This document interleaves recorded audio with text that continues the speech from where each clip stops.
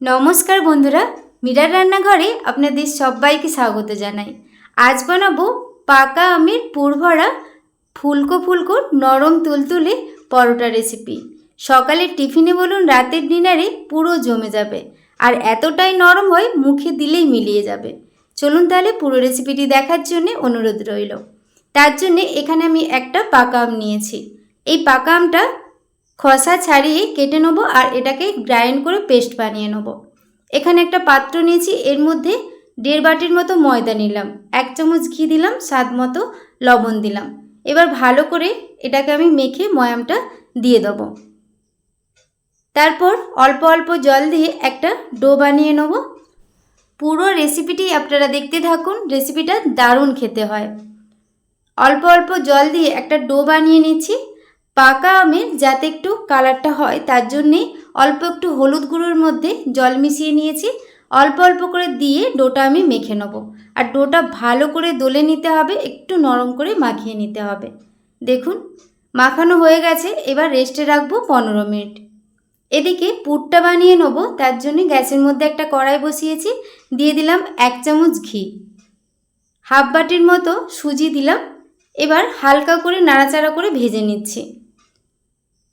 ভাজা হয়ে গেলে এর মধ্যে দিয়ে দেবো 1 বাটির মতো জল, দিয়ে একদম গ্যাসের ফ্লেমটা লো ফ্লেমে করে নাড়াচাড়া করে নিচ্ছি।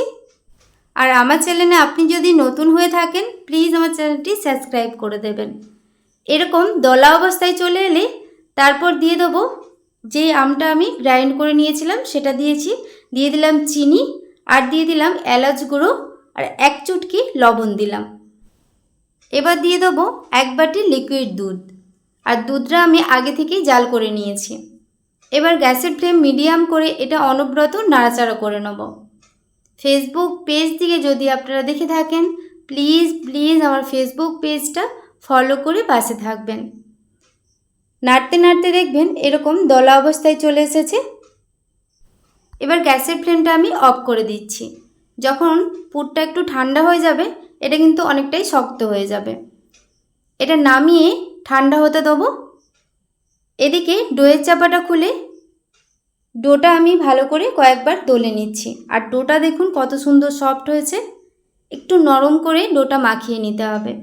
কয়েকবার দলে নিচ্ছি, তারপর লেচি করে নিচ্ছি। যেমন আমরা রুটি খাই যেরকম লেচিটা কাটি সেইভাবেই কেটে নিতে হবে। সব লেচিগুলো কেটে নেওয়ার পর এবার পুর ভরে নেব। তার জন্যে এইভাবে হাত দিয়ে চেপে খুঁড়ি বানিয়ে নিচ্ছি।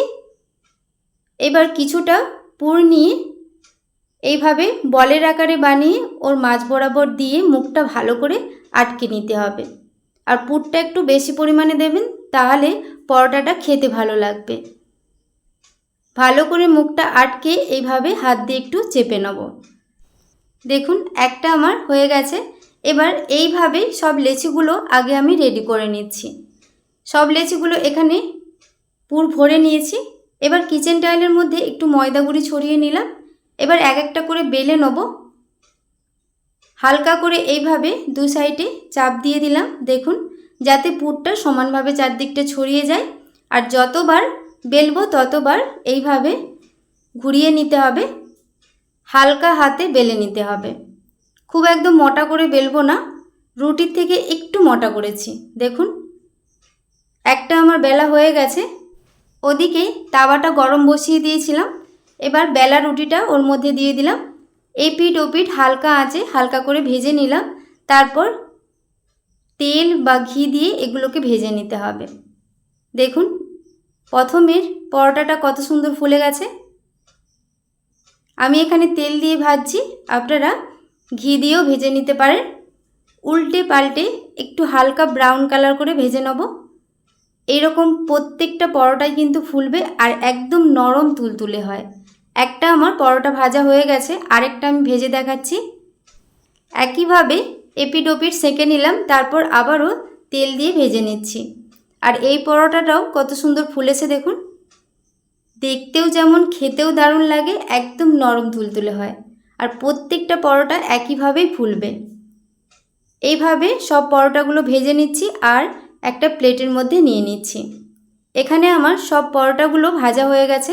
দেখুন কত সুন্দর হয়েছে, খেতেও দারুণ হয়।